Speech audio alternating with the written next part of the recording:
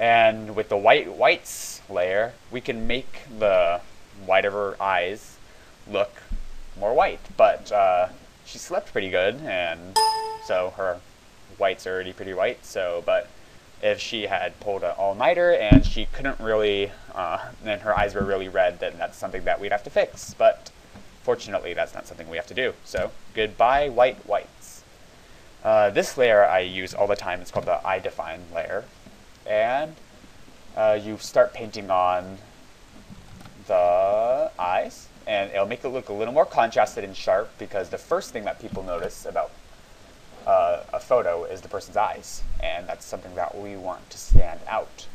It's a little more subtle, but it's still there, which is good.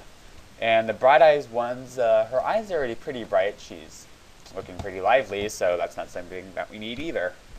The soft glow one is, it basically makes it look a little more ethereal, dreamy, if you will. Sort of like smearing petroleum jelly across your lenses, which I don't recommend if you don't have a filter, because you'd ruin the lens. But that's not the style that we're going for here, so that's something I can delete too.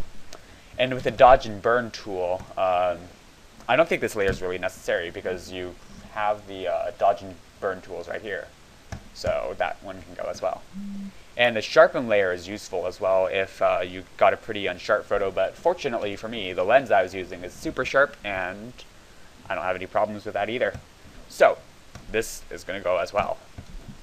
So I'll show you basically what it looks like. This is what it used to look like, and after some editing, now it looks like this, which is a pretty big improvement. So after you finish editing the skin, the little problems, imperfections with a photo, that's when you can start moving into the fun colors that you see all the time.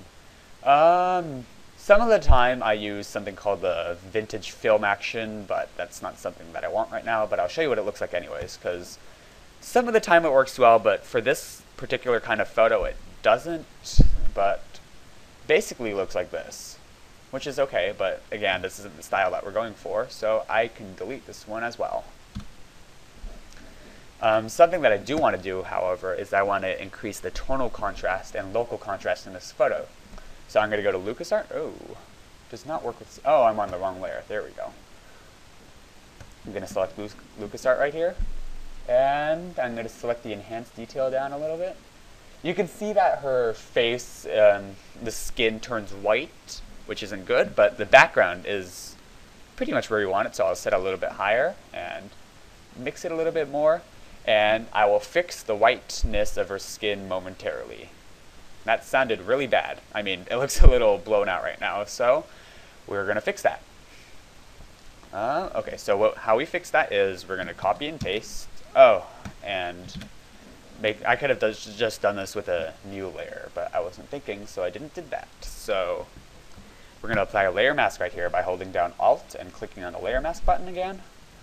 And then we start, actually no, I'm going to take that back. We just click this button and we select the black brush and we start painting on our skin with a full opacity.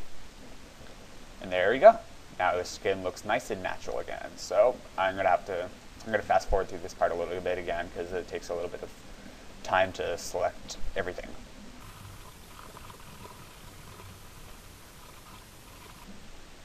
Okay, there we go. So as you can see, it affected the wall behind her, but I made it so it didn't affect her skin, which is exactly the effect that we wanted to go for. So there we go, and we're going to flatten this image to save everything together. And I can go to Filter, I can do this plugin called Color Effects Pro, and there's not really anything I want to do with this one, but as you can see, there's some stuff that you can go through. I don't really want to cross-process. A little bit of glamour glow actually will be pretty nice, so I'm going to set the glow to be a little bit around here. And a little less saturated, just a tiny bit. And apply. There we go. So you can see a little bit of a difference that made her look a little more glowy, which is pretty much what we want. So yeah, there we go. I'll merge this one down. And is there anything else I have to fix? Just one more time. This is what it used to look like, and now it looks like this. I'll zoom in a little bit on the face. This is what it used to look like, and now it looks like this. I have no idea how many times I've already said that. So yeah, there we go. I'll save this one, and the best thing about this is when you export to, when you edit in Photoshop and put it into, when you edit from Lightroom and edit in Photoshop and you put it back, it saves another copy back in Lightroom, which is really useful. So there's the original, and here's the one I just edited. So I'm going to add a slight vignette in order to bring some more attention into her face. Just a little bit. You can do it a lot, but that's not really what I want. So yeah, so that's basically the editing process. Thanks for watching.